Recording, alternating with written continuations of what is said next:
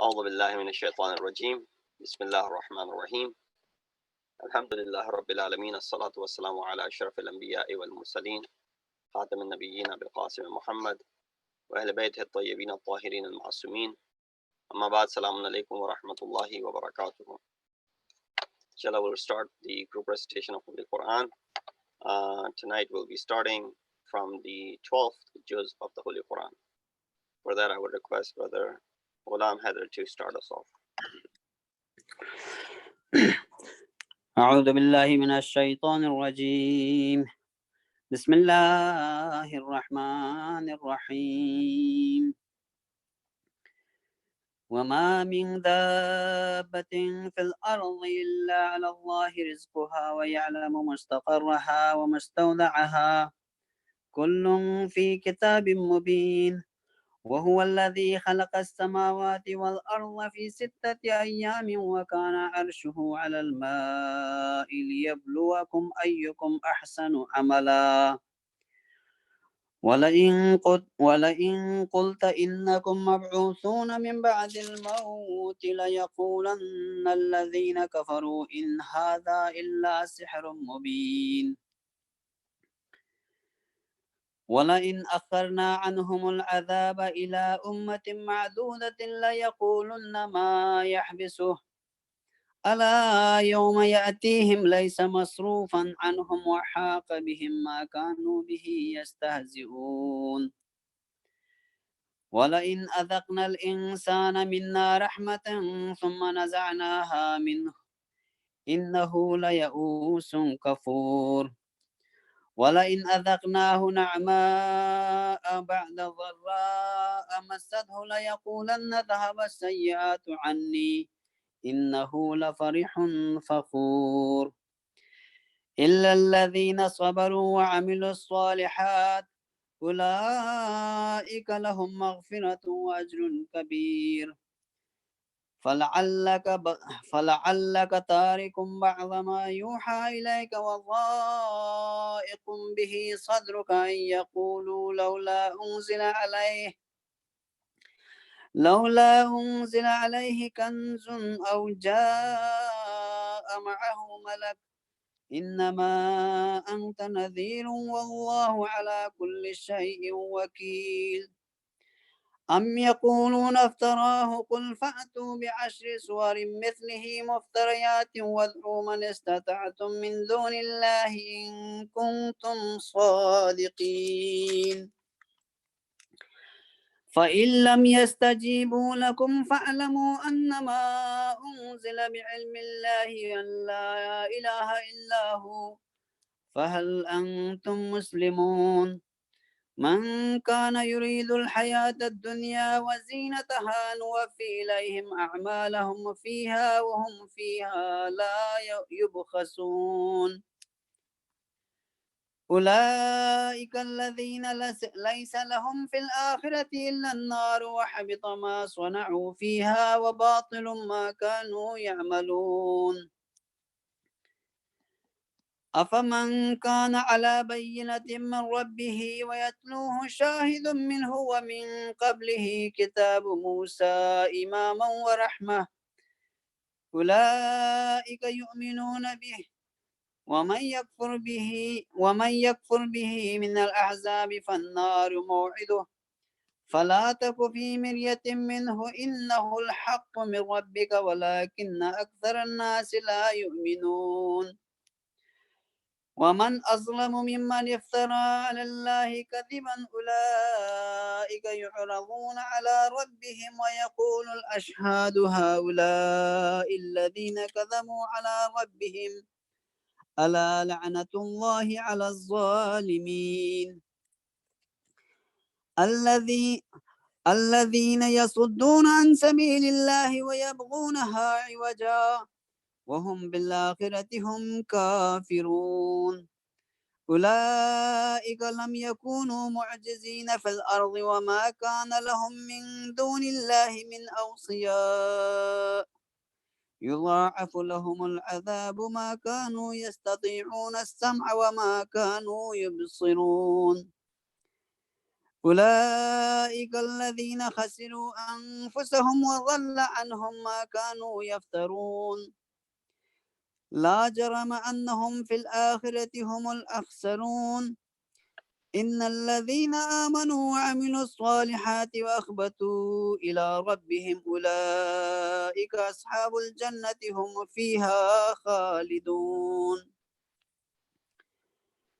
مثل الفريقين كالأعمى والأصم والبصير والسميع هل يستويان مثلا أفلا تذكرون ولقد أرسلنا نوحا إلى قومه إني لكم نذير مبين ألا تعبدوا إلا الله إني أخاف عليكم عذاب يوم أليم فقال الملأ الذين كفروا من قومه ما نراك إلا بشرا مثلنا وما نراك اتبعك إلا الذين هم أراذلنا بادي الرأي وما نرى لكم علينا من فضل بل نظنكم كاذبين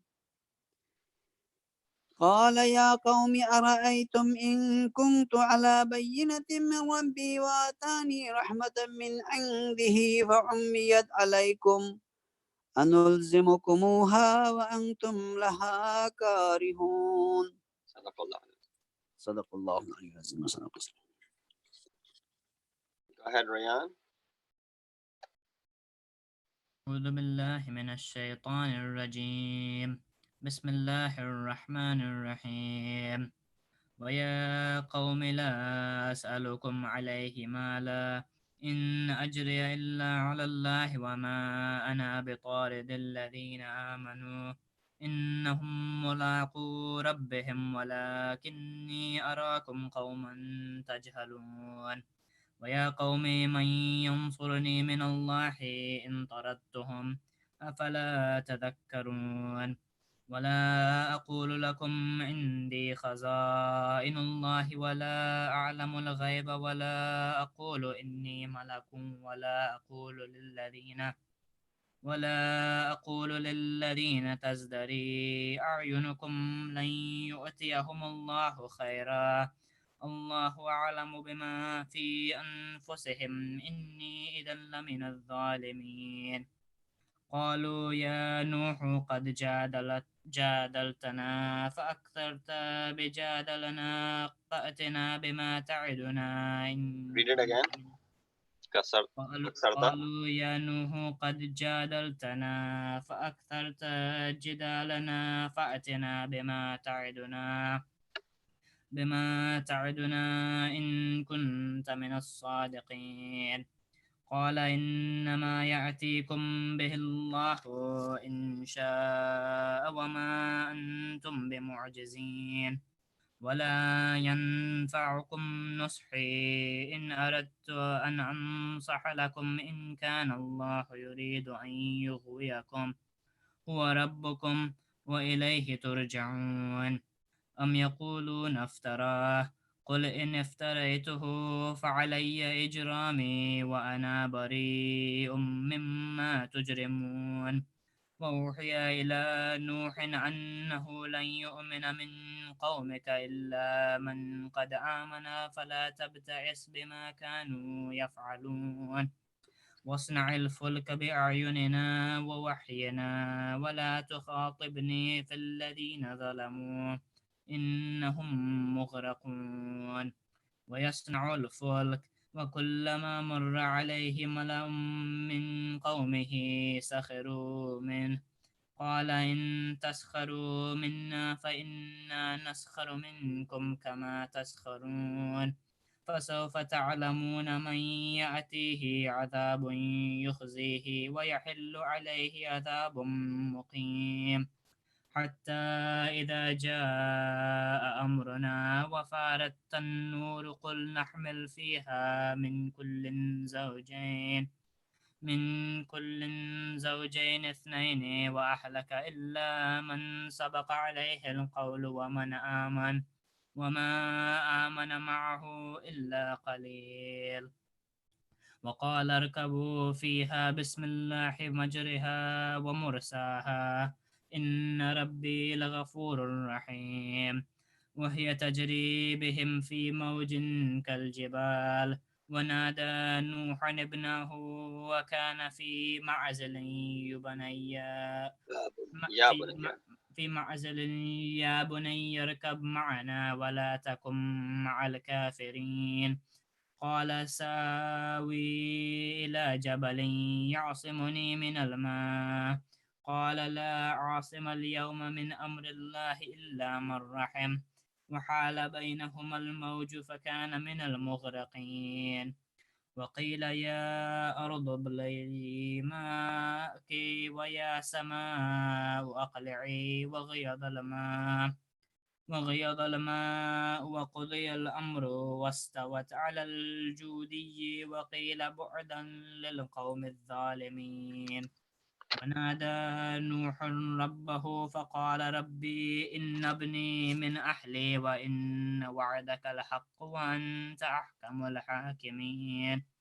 قال يا نوح إنه ليس من أهلك، إنه عمل غير صالح، فلا تسألني ما ليس لك به علم، إني أعظك أن تكون من الجاهلين. قال ربي إني أعوذ بك أن أسألك ما ليس لي به علم، وإلا تغفر لي وترحمني أكن من الخاسرين. قيل يا نوح اهبط بسلام منا وبركات عليك وعلى ممن معك، وأمم سنمتعهم ثم يمسهم منا عذاب أليم.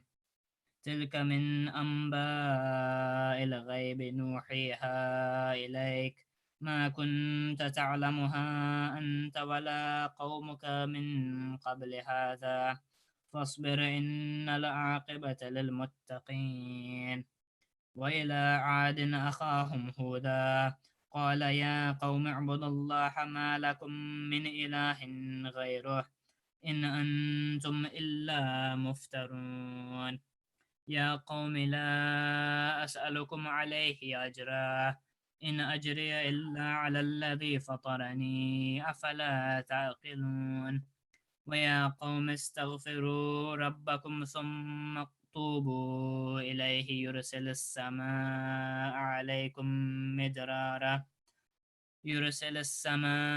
عليكم مدرارا ويزدكم قوة إلى قوتكم ولا تتولوا مجرمين. قالوا يا هود ما جئتنا ببينة وما نحن بتاركي آلهتنا عن قولك وما نحن لك بمؤمنين. أحسنتم، صدق صدق الله الله. العلي العظيم. Okay, so your cousin's gonna read. Yeah. Go ahead. أعوذ بالله من الشيطان الرجيم. بسم الله الرحمن الرحيم. إن نقول إلا أتراك بعد آلهتنا بسوء. قال إني أشهد الله واشهدوا أني بريء مما تشركون من دونه فكيدني جميعا ثم لا تنظرون. إني توكلت على الله ربي وربكم ما من دابة إلا هو آخذ بناصيتها إن ربي على صراط مستقيم. فإن تولوا فقد أبلغتكم ما أرسلت به إليكم ويستخلف ربي قوما غيركم ولا تضرونه شيئا إن ربي على كل شيء حفيظ. ولما جاء أمرنا نجينا هودا والذين آمنوا معه برحمة منا ونجيناهم من عذاب غليظ. وتلك عاد جحدوا بآيات ربهم وعصوا رسله واتبعوا أمر كل جبار عنيد. وأتبعوا في هذه الدنيا لعنة ويوم القيامة. ألا إن عادا كفروا ربهم. ألا بعدا لعاد قوم هود. وإلى ثمود أخاهم صالحا قال يا قوم اعبدوا الله ما لكم من إله غيره هو أنشأكم من الأرض واستعمركم فيها فاستغفروه ثم توبوا إليه إن ربي قريب مجيب. قالوا يا صالح قد كنت فينا مرجوا قبل هذا أتنهانا أن نعبد ما يعبد آباؤنا وإننا لفي شك مما تدعونا إليه مريب. قال يا قوم أرأيتم إن كنت على بينة من ربي وآتاني منه رحمة فمن ينصرني من الله إن عصيتم فما تزدونني غير تخسير. ويا قوم هذه ناقة الله لكم آية فذروها تأكل في أرض الله ولا تمسها بسوء فيأخذكم عذاب قريب. فعقروها فقال تمتعوا في داركم 3 أيام ذلك وعد غير مكذوب.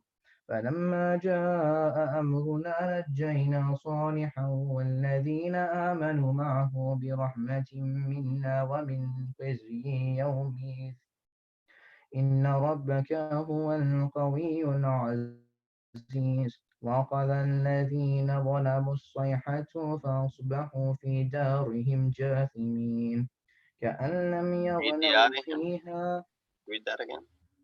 فأصبحوا ف...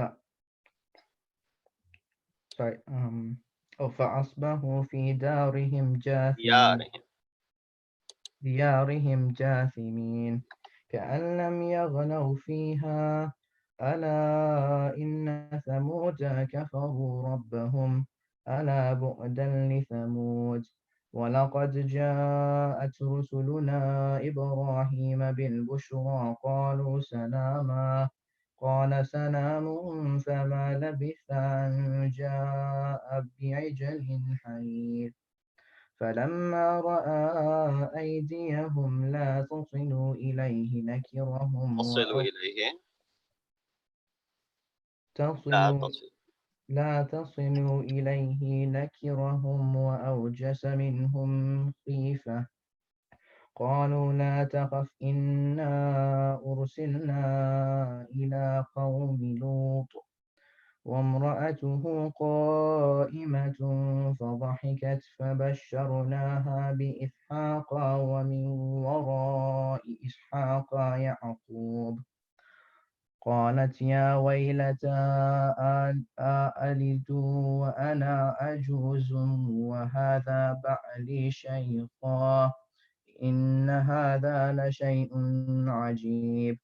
قالوا أتعجبين من أمر الله رحمة الله وبركاته عليكم أهل البيت إنه حميد مجيد. فلما ذهب عن إبراهيم الروع وجاءته البشرى يجادلون في قوم لوط إن إبراهيم لحليم أواه منيب. يا إبراهيم أعرض عن هذا إنه قد جاء أمر ربك وإنهم آتيهم عذاب غير مردود. ولما جاءت رسلنا لوطا سيء بهم وضاق بهم ذرعا وقال هذا يوم عصيب. وجاءه قومه يهرؤون إليه ومن قبل كانوا يعملون السيئات قال يا قوم هؤلاء بناتي هن أطهر لكم فاتقوا الله ولا تخزوني في ضيفي أليس منكم رجل رشيد قالوا لقد علمت ما لنا في بناتك من حق وإنك لتعلم ما نريد قال لو أن لي بكم قوة أو آوي إلى ركن شديد قالوا يا لوط إن رسل ربك لن يصلوا إليك فأصر بأهلك بقطع من الليل ولا يلتفت منكم أحد إلا امرأتك إنه مصيبها ما أصابهم إن موعدهم الصبح أليس الصبح بقريب. أحسن. صدق الله العظيم. جزاك الله. Mehdi bhai, go ahead.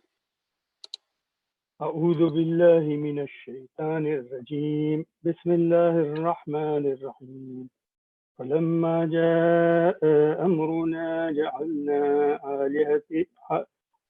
عاليها سافلها وأمطرنا عليها حجارة من سجيل منضود مسومة عند ربك وما هي من الظالمين ببعيد وإلى مدين أخاهم شعيبا قال يا قوم اعبدوا الله ما لكم من إله غيره ولا تنقصوا المكيال والميزان إني أراكم بخير وإني أخاف عليكم عذاب يوم محيط فيا قوم أوفوا المكيال والميزان بالقسط ولا تبخسوا الناس أشياءهم ولا تأثوا في الأرض مفسدين بقية الله خير لكم إن كنتم مؤمنين وما أنا عليكم بحفيظ قالوا يا شعيب أصلاتك تأمرك أن نترك ما يعبد آباؤنا أو أن نفعل في أموالنا ما نشاء إنك لأنت الحليم الرشيد قال يا قوم أرأيتم إن كنت على بينة من ربي ورزقني منه رزقا حسنا وما أريد أن أخالفكم إلى ما أنهاكم عنه إن أريد إلا الإصلاح ما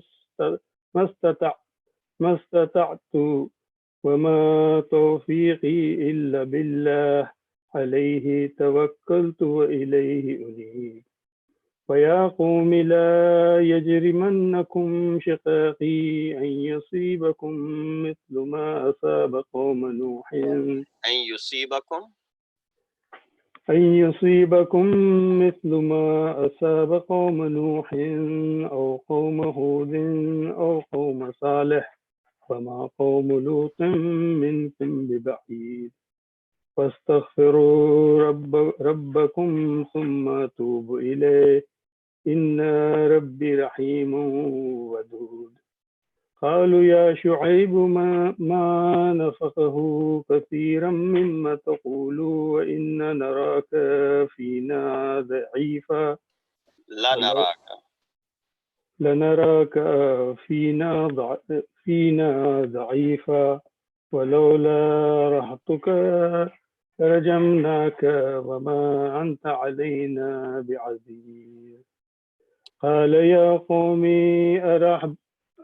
أرحتي أعز عليكم من الله واتخذتموه وراءكم ظهريا إن ربي بما تعملون محيط ويا قوم اعملوا على مكانتكم إني عامل سوف تعلمون من يأتيه عذاب يخزيه ومن هو كاذب وارتقبوا إني معكم رقيب ولما جاء أمرنا نجينا شعيبا والذين آمنوا معه منا برحمة منا وأخذت الذين ظلموا الصيحة فأصبحوا في ديارهم جاثمين كأن لم يغنوا فيها ألا بعدا لمدينا كما بعدت ثمود ولقد أرسلنا موسى بآياتنا وسلطان مبين إلى فرعون وملئه فاتبعوا أمر فرعون وما أمر فرعون برشيد تقدم قومه يوم القيامة فأوردهم النار وبئس الورد المورود وأتبعوا في هذه لعنة ويوم القيامة بئس الرفد المرفود ذلك من أنباء القرى نقصه عليك منها قائم وحصيد وما ظلمناهم ولكن ظلموا أنفسهم فما أغنت عنهم آلهتهم التي يدعون من دون الله من شيء لما جاء أمر ربك وما زادوهم غير تتبيب وكذلك أخذ ربك إذا أخذ القرى وهي ظالمة إن أخذه عليم شديد إن في ذلك لآية لمن خاف عذاب الآخرة ذلك يوم مجموع له الناس وذلك يوم مشهود وما نؤخره إلا لأجل معدود يوم يأتي لا تكلم نفس إلا بإذنه ومنهم شقي وسعيد فأما الذين شقوا ففي النار لهم فيها زفير وشهيق خالدين فيها ما دامت السماوات والأرض إلا ما شاء ربك إن ربك فعال لما يريد وأما الذين سعدوا ففي الجنة خالدين فيها ما دامت السماوات والأرض إلا ما شاء ربك عطاء غير مجذور. أحسن. تبارك الله. एक आयत बात है रुकू था शबाज भाई أعوذ بالله من الشيطان الرجيم بسم الله الرحمن الرحيم فلا تك في مريات مما يعبد هؤلاء ما يعبدون إلا كما يعبد آباؤهم من قبل وإنا لموفوهم نصيبهم غير منقوص ولقد آتينا موسى الكتاب فاختلف فيه ولولا كلمات سبقت من ربك لقضي بينهم وإنهم لفي شك منه مريب وإنا كلا لما لا يوفينهم ربك آمالهم إنه بما يعملون خبير فاستقم كما أمرت ومن تاب معك ولا تطغوا إنه بما تعملون بصير ولا تركنوا إلى الذين ظلموا فتمسكم النار وما لكم من دون الله من أولياء ثم لا تنصرون وأقم الصلاة طرفي النهار وزلف من الليل إن الحسنات يذهبن السيئات ذلك ذكرى للذاكرين واصبر فإن الله لا يضيع أجر المحسنين ولولا كان من القرون من قبلكم أولو بقية ينهون عن الفساد في الأرض إلا قليلا ممن أنجينا منهم واتبع الذين ظلموا ما أترفوا فيه وكانوا مجرمين وما كان ربك ليهلك القرى بظلم وأهلها مصلحون ولو شاء ربك لجعل ولو شاء ربك لجعل الناس أمة واحدة ولا يزالون مختلفين إلا من رحم ربك ولذلك خلقهم وتمت كلمات ربك لأملأن جهنم من الجنة والناس أجمعين وكلنا نقص عليك من أنباء الرسل ما نثبت به فؤادك وجاءك في هذه الحق وموعظة وذكرى للمؤمنين وقل للذين لا يؤمنون اعملوا على مكاناتكم إنا آمنون وانتظروا إنا منتظرون ولله غيب السماوات والأرض وإليه يرجع الأمر ولله غيب السماوات والأرض وإليه يرجع الأمر كله فاعبده وتوكل عليه وما ربك بغافل عما تعملون بسم الله الرحمن الرحيم ألف لام را تلك آيات الكتاب المبين إنا أنزلناه قرآنا عربيا لعلكم تعقلون نحن نقص عليك أحسن القصص بما أوحينا إليك هذا القرآن وإن كنت من قبله لمن الغافلين إذ قال يوسف لأبيه يا أبت إني رأيت أحد عشر كوكبا والشمس والقمر رأيتهم لي ساجدين قال يا بني لا تقصص رؤياك على إخواتك فيكيدوا لك كيدا إن الشيطان للإنسان عدو مبين وكذلك يجتبيك ربك ويعلمك من طويل الأحاديث ويتم نعمته عليك وعلى آل يعقوب كما أتمها على أبويك من قبل إبراهيم وإسحاق إن ربك عليم حكيم لقد كان في يوسف وإخواته آيات للسائلين إذ قالوا لا يوسف وأخوه أحب إلى أبينا منا ونحن أسباط إن أبانا لفي ضلال مبين اقتلوا يوسف أو إنا أبانا لفي ضلال مبين مبين نقتل مبين نقتل يوسف أو اطرحوه أرضا يخلو لكم وجه أبيكم وتكونوا من بعده. Just hold on a second. So if you don't want to connect it, so for example, you read it right, Mubin Niqtulu, right? If you want to connect it with Mubin. But let's say you don't want to connect it.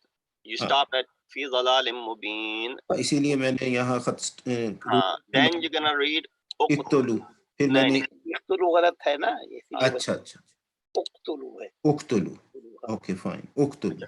So the reason you read uqtulu is because you look at the third alphabet. Whatever the letter third, if the third one is the pesh, then the first one gets the pesh. Okay. If the third one is zair or zabar, the first one gets a zair. So this is how you look at it. They will never be a zabar. Zabar will always be placed on its own. They will put a zabar like this, aw, right? Magar pesh or kasra, they will not put it there. So you have to figure it out by looking at the third alphabet. The third alphabet is pesh, you're going to put a pesh in the first one. If the third one is fatha or a kasra, zair or zabar, the first one is going to get zair. That's it. I will read again. أعوذ بالله من الشيطان الرجيم. بسم الله الرحمن الرحيم. إنا أبانا لفي ضلال مبين. اقتلوا يوسف أو اطرحوه أرضا يخل لكم وجه أبيكم وتكونوا من بعده قوما صالحين. قال قائل منهم لا تقتلوا يوسف وألقوه في غيابات الجب يلتقطه بعض السيارات إن كنتم فاعلين. قالوا يا أبنا ما لك قالوا يا أبنا ما لك لا تمنى على يوسف وإنا له لناصحون أرسله معنا غدا يرتاح ويلعب وإنا له لحافظون قال إني ليحزنني أن تذهبوا به وأخاف أن يأكله الذئب وأنتم عنه غافلون قالوا لئن أكله الذئب ونحن أصبة إنا إذا لخاسرون فلما ذهبوا به وأجمعوا أن يجعلوه في غيابات الجب وأوحينا إليه لتنبئنهم بأمرهم هذا وهم لا يشعرون وجاءوا أباهم عشاء يبكون قالوا يا أبنا إنا ذهبنا قالوا يا أبنا أبانا بسم الله قالوا يا أبانا إنا ذهبنا نستبق وتركنا يوسف عند متاعنا فأكله الذئب وما أنت بمؤمن لنا ولو كنا صادقين وجاءوا على قميصه بدم كاذب قال بل سولت لكم أنفسكم أمرا فصبر جميل والله المستعان على ما تصفون وجاءت سيارات فأرسلوا وارداهم فأدلى دلواه قال يا بشرى هذا غلام وأسروا بضاعة والله عليم بما يعملون وشروه بثمن بخس دراهم معدودات وكانوا فيه من الزاهدين صدق الله العلي العظيم. أعوذ بالله من الشيطان الرجيم بسم الله الرحمن الرحيم وقال الذي اشتراه من مصر لامرأته أكرمي مثواه عسى أن ينفعنا أو نتخذه ولدا كذلك مكنا ليوسف في الأرض ولنعلمه من تأويل الأحاديث والله غالب على أمره ولكن أكثر الناس لا يعلمون ولما بلغ أشده وآتيناه حكما وعلما كذلك نجزي المحسنين وراودته التي هو في بيتها عن نفسه وغلقت الأبواب وقالت هيت لك قال معاذ الله إنه ربي أحسن مثواي إنه لا يفلح الظالمون ولقد همت به وهم بها لولا أن رأى برهان ربه كذلك لنصرف عنه السوء والفحشاء إنه من عبادنا المخلصين واستبق الباب وقدت قميصه من دبره وألف يا سيدها لدى الباب قالت ما جزاء من أراد بأهلك سوءا إلا أن يسجن أو عذاب أليم قال هي راودتني عن نفسي وشهد شاهد من أهلها إن كان قميصه قد من قبل فصدقت وهو من الكاذبين وإن كان قميصه قد من دبر فكذبت وهو من الصادقين ولما رأى قميصه قد من دبر قال إنه من كيدكن إن كيدكن عظيم يوسف أعرض عن هذا واستغفري لذنبك إنك كنت من الخاطئين وقال نسوة في المدينة امرأة العزيز تراود فتاها عن نفسه قد شغفها حبا إن لنراها في ضلال مبين فلما سمعت بمكرهن أرسلت إليهن فعاتدت لهن متكأ فآتت كل واحدة منهن سكينا وقالت يخرج عليهن فلما رأينه أكبرنه وقطعن أيديهن وقلن حاشا لله ما هذا بشرا إن هذا إلا ملك كريم قالت فذلكن الذي لمتنني فيه ولقد راودته عن نفسه فاستعصم ولئن لم يفعل ما آمره ليسجنن وليكون من الصاغرين وليكون من الصاغرين قال رب السجن أحب إلي مما يدعونني إليه وإلا تصرف عني كيدهن أصب إليهن وأكن من الجاهلين فاستجاب له ربه فصرف عنه كيدهن إنه هو السميع العليم ثم بدا لهم من بعد ما رأوا الآيات لا يسجننه حتى حين دخل معه السجن فتيان قال أحدهما إني أراني عاصر خمرا وقال الآخر إني أراني أحمل فوق رأسي خبزا تأكل الطير منه ونبئنا بتأويله إنا نراك من المحسنين قال لا يأتيكما طعام ترزقانه إلا نبأتكما بتأويله قبل أن يأتيكما ذلكما مما علمني ربي إني تركت ملة قوم لا يؤمنون بالله وهم بالآخرة هم كافرون واتبعت ملة آبائي إبراهيم وإسحاق ويعقوب ما كان لنا أن نشرك بالله من شيء ذلك من فضل الله علينا وعلى الناس ولكن أكثر الناس لا يشكرون يا صاحب السجن أرباب متفرقون خير أم الله الواحد القهار ما تعبدون من دونه إلا أسماء سميتموها أنتم وآباؤكم ما أنزل الله بها من سلطان إن الحكم إلا لله أمر ألا تعبدوا إلا إياه ذلك الدين القيم ولكن أكثر الناس لا يعلمون صدق الله العلي العظيم أعوذ بالله من الشيطان الرجيم بسم الله الرحمن الرحيم يا صاحبي السجن أما أحدكما فيسقي ربه خمرا وأما الآخر فيصلب فتأكل الطير من رأسه قضي الأمر الذي فيه تستفتيان وقال للذي ظن أنه ناج منهما اذكرني عند ربك فأنساه الشيطان ذكر ربه فلبث في السجن بضع سنين وقال الملك إني أرى 7 بقرات سمان يأكلهن 7 إجاف و7 سنبلات خضر وأخر يابسات يا أيها الملأ أفتوني في رؤياي إن كنتم للرؤيا تعبرون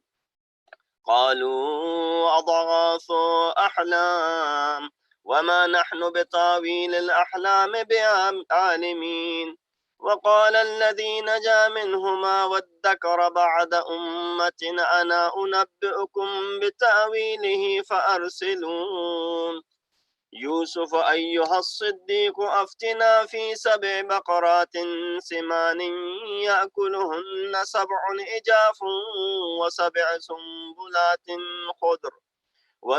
سنبلات خضر وأخر يابسات لعلي أرجع إلى الناس لعلهم يعلمون قال تزرعون 7 سنين دأبا فما حصدتم فذروه في سنبله إلا قليلا مما تأكلون ثم يأتي من بعد ذلك 7 شداد يأكلن ما قدمتم لهن إلا قليلا مما تحسنون ثم يأتي من بعد ذلك عام فيه يغاث الناس وفيه يعصرون وقال الملك ائتوني به فلما جاءه الرسول قال ارجع إلى ربك فاسأله ما بال النسوة اللاتي قطعن أيديهن إن ربي بكيدهن عليم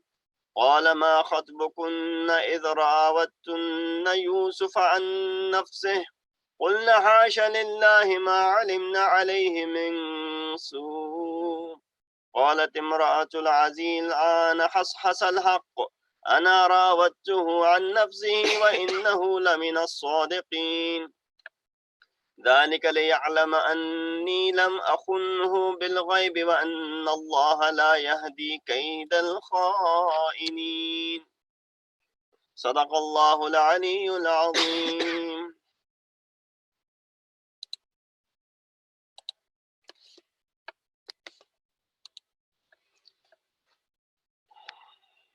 Thank you very much for all who participated and took part in the recitation. May Allah subhanahu wa ta'ala accept this ibadah from you, and also those who were listening online. Very quickly, as I've been doing, inshallah, the quick summary of this 12th juz of the Holy Quran. Of course, in this juz, there are two parts. First is the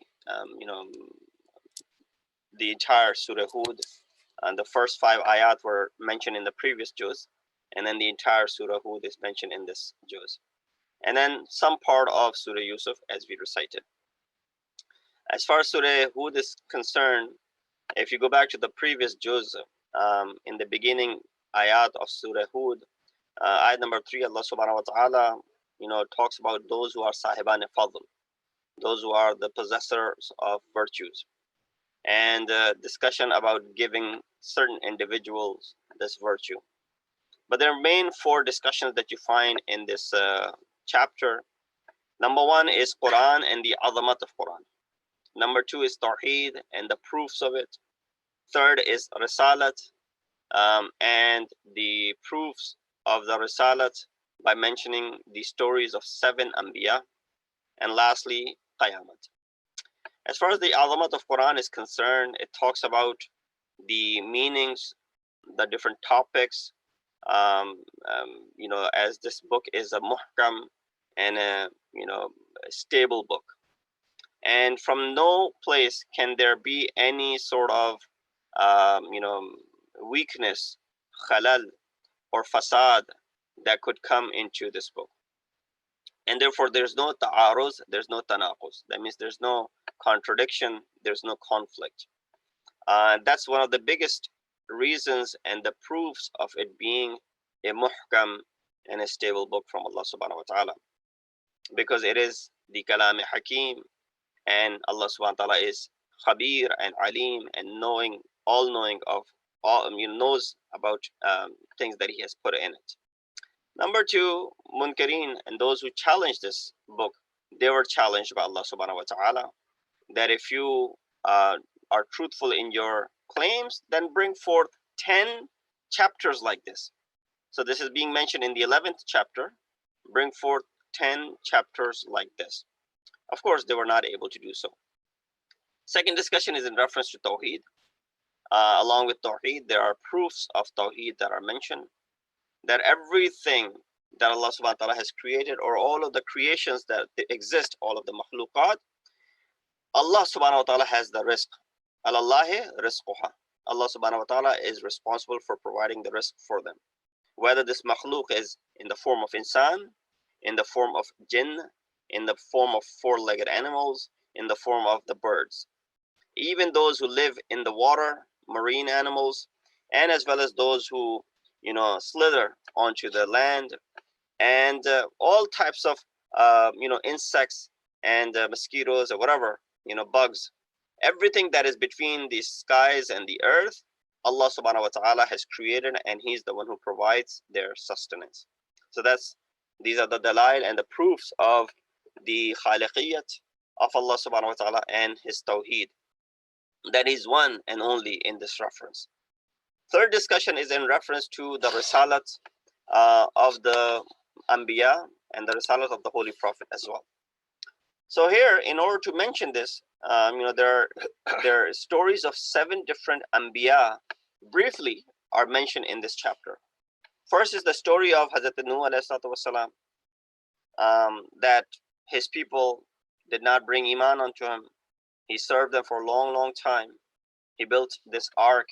While people were walking by, they would make a mockery. Stahzu, right? They will yastahzi'un. They will make a mockery and they will ridicule that he was making a ship in the middle of nowhere. Where's the water going to come? And then those who boarded the ship, of course, they were saved by Allah subhanahu wa ta'ala, and everyone else drowned. Second story is of Hazrat Hud himself, that he went to his qawm. Those who brought iman onto him, they were, successful. But those who did not bring iman onto him, they were sent in azab in the form of ba'dis sarsar. That means a wind, which was a devastating wind. We've seen the devastation wind can cause, right? High winds, when there's a twister, volcano, and which along with these tornadoes, rather, when they come along, the heavy wind causes much damage. So similar, if you can imagine that, it says Bad Sarsar, it was a wind which was devastating, that brought adab onto these people. Third is the discussion of Hazrat Saleh والسلام, that he was sent towards his people, and when they didn't believe in him, they asked for miracles after miracles, and the miracle that they asked for in particular, which is mentioned, is this she camel, with all of the particularities that they mention, making it to be utmost difficult for this miracle to come true, not knowing that the miracle producer is Allah subhanahu wa ta'ala and the Zat of Allah subhanahu wa ta'ala. So it's not difficult for him to do it at all. So Allah subhanahu wa ta'ala produced from the heart of the mountain, came out a she camel which was pregnant, and they were, of course, awestruck. But then, because they never want to bring iman, they went ahead and killed fa'aqaruha. They killed this she camel, and Allah subhanahu wa ta'ala sent azab on them. Fourth is the discussion of Hazrat Ibrahim alayhi, that his wife was very old in age and they didn't have any children. So Allah subhanahu wa ta'ala says, I will bestow you a child. And this is, a matter of, surprise to them, because they were very advanced in age. And Hazrat Ibrahim even talks about that. But Allah subhanahu wa ta'ala says, no, this is what we do and this is what we can. And so he was given a son by the name Ishaq alayhi salam. And then, of course, from Hazrat Ishaq came Hazrat Yaqub, and then children of Yaqub. Fifth is the story of Hazrat Lut alayhi salam. And we all are aware of the story that the people that lived in the time of Lut alayhi salam, they were, they aspired for, same gender, and their inclinations were for, same gender. And of course, this was something which was not allowed back then, and it is not allowed even today. And so Allah subhanahu wa ta'ala sent some angels to Hazrat Lut. They were very good looking angels, because they were angels. These men in the time of Hazrat Lut, they were attracted to these men, these angels. Hazrat Lut told them, I have daughters and I can marry my daughters to you. Don't go after men. But of course, these people did not listen. And therefore Allah subhanahu wa ta'ala sent his adab. The adab was in a sort that what mentions the ayat of Quran, that the entire city was lifted upside down. And that's how they were dealt with the adab of stones and whatnot. This is all mentioned in the ayat of Quran in this chapter, Surah Hud. Sixth Nabi that is mentioned is Hazrat Shu'aib alayhi salatu wasalam, that those people that lived in the time of the Shu'aib, they, majority of them, they did not take care of when they were measuring things. When they would put things on the balance, on the scale to sell some commodity, they would, they would not be honest. And so there are particular ayat that are mentioned, that are revealed, mentioning that you should be honest when it comes to dealing with people and measuring things and the commodity. So those who brought iman, they were saved. But there were many who did not bring iman onto him, and Allah subhanahu wa ta'ala sent an adab of terrifying sound. So you heard about the terrifying wind, now terrifying sound. Sound which was so loud that it, of course, served as the adab for them, and they died because of that. And lastly, the discussion is of Hazrat Musa alayhi salam, that how Fir'aun did not listen to him, and how Allah subhanahu wa ta'ala sent his adab onto them as well. With these waqiyat and these stories, for one, it is a matter of intelligence for us, that we put our mind and our aql and we learn from it. There's fahm in it. There's there's examples for those who are sahiban basirat, those who are ulul absar, those who possess intellect, there are a lot of lessons that they can derive from these advices. On the second hand, these stories, these 7 stories and other stories, they serve as a solace, as we keep on mentioning, matter of tasalli for the Holy Prophet, and that, and as well as for those who are Ahle Iman in the time of the Holy Prophet, because they were seeing the actions of the kuffar and the disbelievers, and so some of them may lose hope. Prophet won't lose hope, but people would lose hope. So these stories are a reminder for them that it's not going to be too long before Allah subhanahu wa ta'ala deals with these people. So you should remain firm, steadfast. You should not have any sort of lagzish as far as your iman is concerned, and therefore the concept or the hukum of istiqamat, remain stern and steadfast and firm on your feet. And therefore in riwayat, Rasulullah sallallahu alaihi wasallam, he said, Surah Hud, because of the hukum that are mentioned in it, and Surah Waqia, both of them made me old. Shayyabatni, right? Therefore the ayat here in this surah, ayat number 112, fastaqim bima umirt. That ayah Rasulullah recited and said, this ayah in particular made me old. You've seen people start looking older before they really age. So Rasulullah aged because of these 2 ayat. Not literally, but metaphorically speaking, that that's how tough these ayat were. Fourth discussion, and we're still on Surah Hud, is in reference to Qayamat. So there's a tazkirah of Qayamat, that on Qayamat, on the day of Qayamat, there'll be 2 types of people, the wretched and the good, and how Allah subhanahu wa ta'ala will deal with each of them. There are many such other important points that we could derive from this surah. There are a lot of fadail of Ahlul Bayt that are mentioned. Ayat number 12 talks about the fadilat of Amirul Mu'mineen. Ayat number 17 serves as the bayyana, the mu'jiza, which is this Quran, which is also witness. And then hadith talks about Imam Ali alayhi salam, being Quran natiq. Ayah number 31 again talks about that Anbiya do not have ilm ghaib mustaqillan, independently, but with the permission of Allah subhanahu wa ta'ala, as is in the ayat of Surah Jinn 26 and as well as in 27. And then ayat number 46 of this surah, Surah Hud, talks about that your ahl does not have to be from your own blood. Your son, your daughter, your husband, your parents, these relations are good. Yes, you should maintain them, but they are not considered to be your ahl if their actions are ghayru salih, as was the action of the son of Hazrat Nuh alayhi salam, that he said, innahu min ahli. Allah subhanahu wa ta'ala responded by saying, innahu laysa min ahlik, innahu amalun ghayru salih. He's not from your ahl. His actions are ghayr salih, not righteous. And then Allah subhanahu wa ta'ala speaks in a very firm tone. فَلَا تَسْأَلْ مَا لَيْسَ لَكَ بِعِلْمٍ. Do not ask about that which you do not know the knowledge of. Do not have the knowledge of. You do not possess the ilm of that thing. Don't ask me about those things. And so Hazrat Nuh alayhi salam then backs up and he says, I ask for permission and I ask for forgiveness if I exceeded my limits. So, and then there are other discussions that I'll skip. Second is the story of Hazrat Yusuf alayhi salam. Very beautiful surah. There are so many riwayat that are mentioned in reference to the recitation of this surah, that are the rewards that are associated with it. But we all know the story. Ahsanul Qasas, that the initial ayat, when it begins with Alif Lam Ra, Kitabun Anzalna, that we reveal this book in Arabian, in the language which is Arabi, and so that you may understand and you may take heed. And then we narrate the best of the stories. Nahnu naqussu alayka min ahsanal qasasi.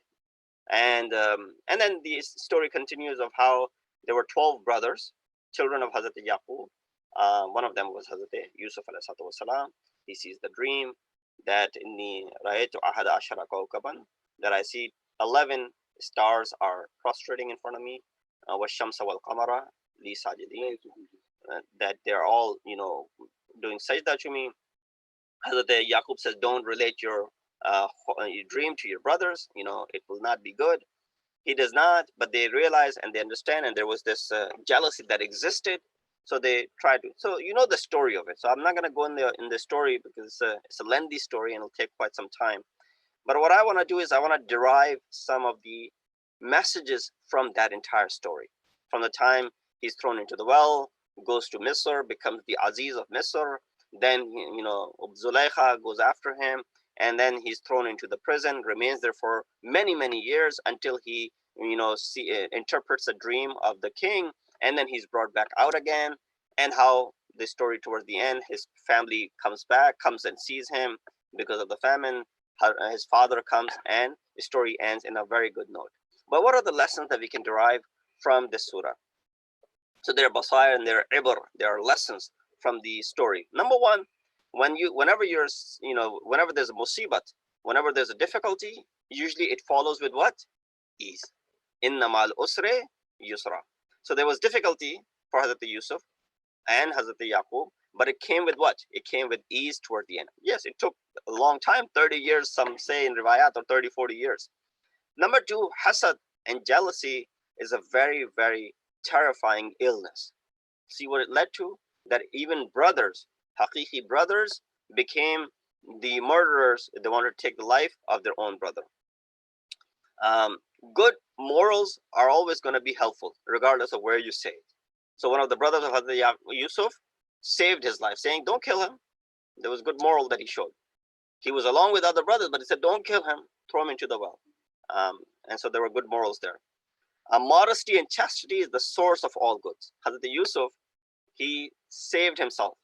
That modesty that he showed, that chastity that he showed, iffat that he preferred over anything else. Because of the barakat of iman, masaib that come upon you, they become easy. If you hold iman, if your iman is strong, the musibat will seem very, very little to you. Don't prefer ma'asiyat over musibat. Let the musibat come to you. Don't jump towards the ma'asiyat and sinning. Prefer difficulty over sinning, as Hazrat Yusuf ﷺ did. Da'i, the one who gives da'wat toward haqq, can do it wherever. Don't say, well, I can't do it because of the environment that I live in. America, United States, and this place, all these different. No. Hazrat Yusuf was giving da'wat even when he was in that prison, in that dungeon, right? Even the worst of the people were with him, still he was guiding him. Just like we hear from about our Masumin, that our seventh Imam spent 14 years in prison, yet every time he would visit a prison, he would bring people, attract him toward himself. And then there are other stories. As I have run out of my time, inshallah, we'll try and cover some of these things tomorrow as we talk about the remainder of the surah of Hazrat Yusuf ﷺ. Thank you very much for listening. Inshallah, do join us at 9 o'clock with the recitation of Dua Iftatah, followed by the speech. And inshallah, tonight we're going to be starting Dua Mujir at 10 p.m. Assalamu alaikum wa rahmatullahi wa barakatuh.